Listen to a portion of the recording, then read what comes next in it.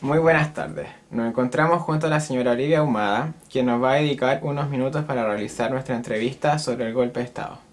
Muy buenas tardes, señora Olivia. Buenas tardes. Ahora procederemos con nuestras preguntas. Bien.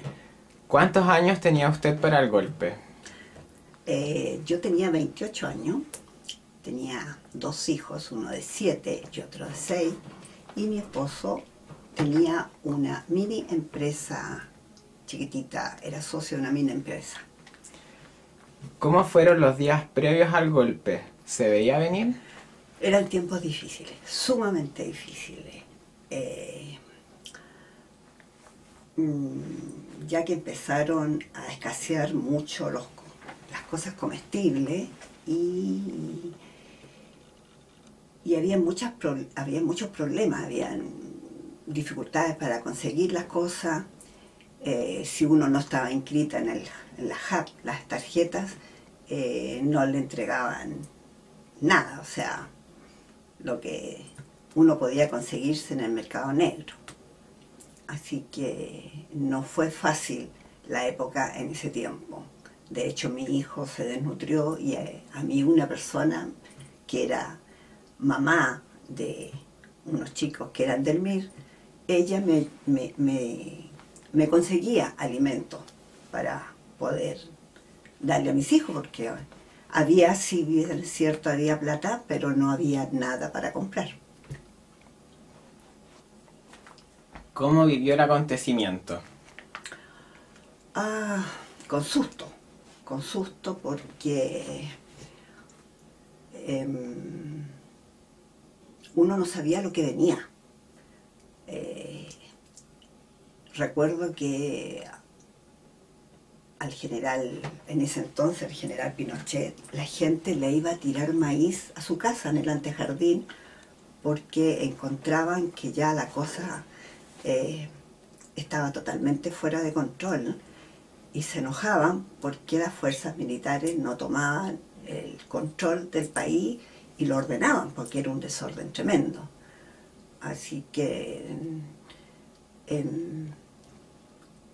yo creo que después de eso, bueno, nadie supo del golpe, cuándo iba a ser ni nada, porque eso apareció el día 11 de septiembre que aparecimos. Yo incluso mandé los niños al colegio y escuché, me llamó una amiga que era socialista y me dijo, escucha a tu presidente. Y puse la radio y veo que Allende estaba pidiéndole a los famosos cordones, que son donde están las industrias, que salieran a defender a su presidente. Y eso lo escuché yo, entonces, bueno, naturalmente fui a buscar a los niños al colegio y de ahí ya no se pudo salir, estuvimos encerrados en la casa, no se podía salir, había toque de queda, no se podía uno asomar para nada para la calle, menos en la noche, no correr ni una cortina. Yo vivía en una parte donde había mucha gente de izquierda, muchos niños del MIR, y uno los veía como los venían a buscar y se los llevaban. Entonces fue una situación inquietante para uno. ¿Hubo consecuencias para la familia? No, para nada, gracias a Dios, mi familia nunca hubo nadie metido en política y por lo tanto no, en la familia, gracias a Dios, no. Pero sí veíamos cómo se llevaban a los vecinos. ¿Ya? ¿Usted estaba a favor del golpe? Estaba a favor del orden. Pienso que sí, yo creo que me gustó esto, que el país se ordenara, que aparecieran las cosas que antes escaseaban, porque a mí quien me abastecía era un señor que tenía una carnicería que era comunista y él me abastecía de cosas de comestibles. Recuerdo perfectamente que yo quería aceite, porque me daban un aceite negrísimo, horrible, asqueroso, y y me dieron el dato de que este señor me podía vender aceite. Y cuando llegamos allá con mi esposo, le dijimos al señor que queríamos aceite. Entonces nos dijo, ¿cuánto? Y nosotros le dijimos 1, pensando que era 1 litro. Y nos trajo una caja de 12 botellas. Así que podrán imaginarse, porque siempre decían que los momios, que le llamaban a la gente con plata, era el que había almacenado la mercadería y habían retirado y por eso no había... Pero resulta que a mí me abastecía un señor que era comunista, entonces era increíble.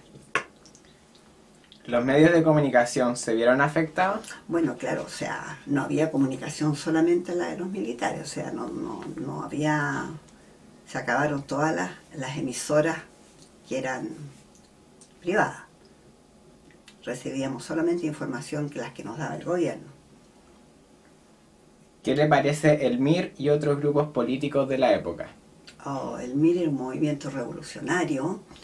Me tocó vivir el adiestramiento, diría yo, de un grupo de estos chicos que vivían frente a mi casa, que eran 7 hermanos, más los vecinos adyacentes, y un señor que era español, que era comunista, pero comunista terrible. Recuerdo cómo les enseñaba a preparar estas famosas bombas que las reventaban en un sitio eriazo que había frente a mi casa, y yo los veía cómo reventaban estas bombas contra las murallas.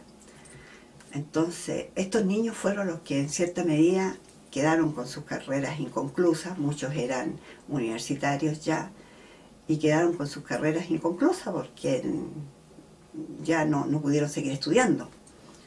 Así que pienso que el movimiento revolucionario es un tipo de movimiento que no permite que tú tengas tus propias ideas.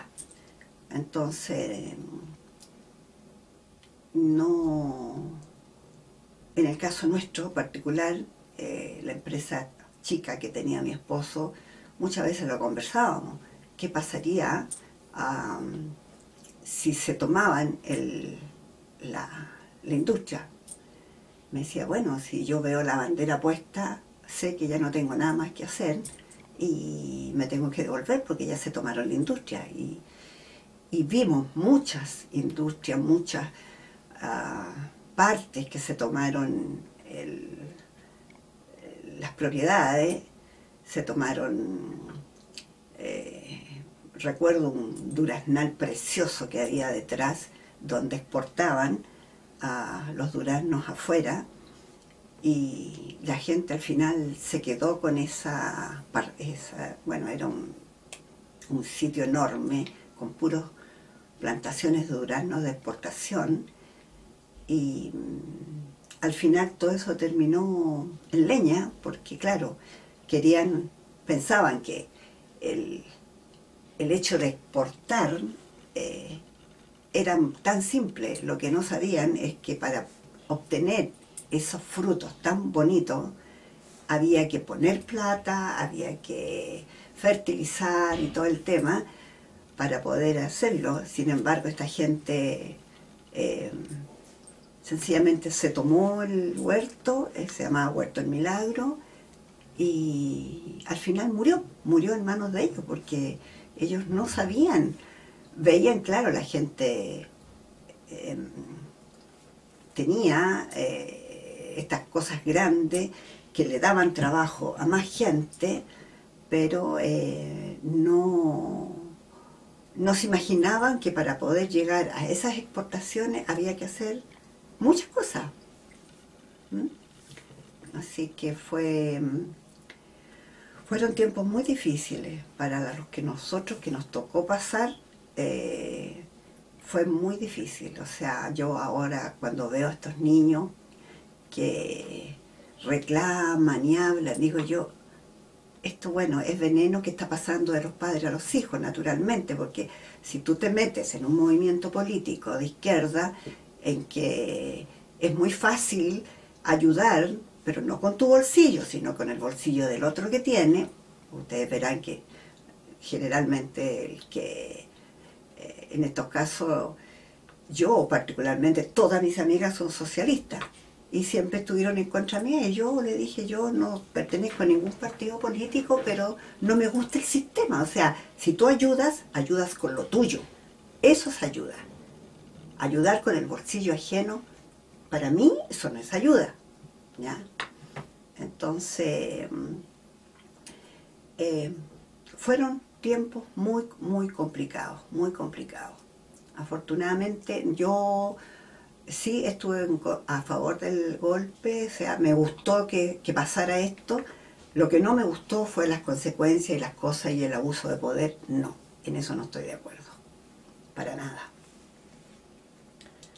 ¿Se acuerda cómo se vivió la celebración del 18 y 19 de septiembre de esa Yo creo época? que no hubo celebración, yo creo que estábamos en pleno toque de queda, así que la verdad que el 18 y 19 de septiembre no recuerdo para nada cómo fue ese año, pues estábamos muy cerca del golpe, así que no recuerdo para nada esa fecha. O sea, la verdad que teníamos mucho susto y uno no se atrevía a salir. El toque de queda al principio era hasta las 6 de la tarde, después lo fueron alargando y después era hasta las 12 de la noche. ¿Ya? Y así se mantuvo por un largo tiempo. ¿Usted como funcionaria de la Cruz Roja en esa época tuvo alguna participación? No permitían para nada. O sea, solamente los militares en la calle. ¿Usted cree que fue un golpe o un pronunciamiento militar? No, para mí yo creo que es lo mismo, el golpe, el pronunciamiento militar, para mi gusto es lo mismo. O sea, las consecuencias fueron lo mismo. Bien, muchas gracias por su tiempo y por ayudarnos en nuestro trabajo. Perfecto. Gracias a ustedes por la entrevista.